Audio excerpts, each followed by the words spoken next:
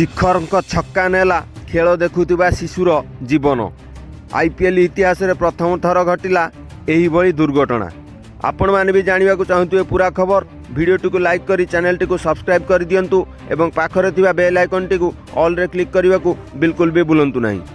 ଗତକାଲି ପଞ୍ଜାବ କିଙ୍ଗସ୍ ଏବଂ ରାଜସ୍ଥାନ ମଧ୍ୟରେ ଆଇପିଏଲ୍ 2023ର ଅଷ୍ଟମ ମୁକାବିଲା ଗୁଆହାଟୀର ବାରସ୍ପରା ଷ୍ଟାଡିୟମରେ ଖେଳାଯାଇଥିଲା, ଯେଉଁଥିରେ ପଞ୍ଜାବ କିଙ୍ଗସ୍ ରାଜସ୍ଥାନକୁ 5 ରନ୍ରେ ପରାସ୍ତ କରିଦେଇଛି।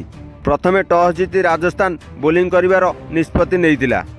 ପଞ୍ଜାବ କିଙ୍ଗସ୍ 20 ଓଭର ଖେଳ ଶେଷ ସୁଦ୍ଧା 4 ୱିକେଟ୍ ହରାଇ 197 ରନ୍ ସଂଗ୍ରହ କରିଥିଲା, ଯାହାର ଜବାବରେ ରାଜସ୍ଥାନ 20 ଓଭର ଖେଳ ଶେଷ ସୁଦ୍ଧା 7ଟି ୱିକେଟ୍ ହରାଇ 192 ରନ୍ ସଂଗ୍ରହ କରି ମାତ୍ର 5 ରନ୍ରେ ପରାସ୍ତ ହୋଇଥିଲା।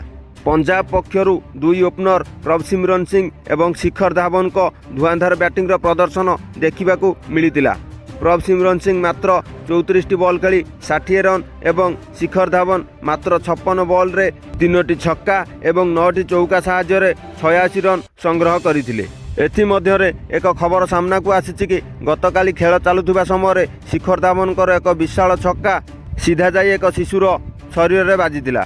କିନ୍ତୁ ସୌଭାଗ୍ୟର କଥା ଏହା କି ବଲ୍ ବାଜିବା ପରେ ମଧ୍ୟ ଶିଶୁଟିର କୌଣସି ବି କ୍ଷତି ହୋଇନଥିଲା।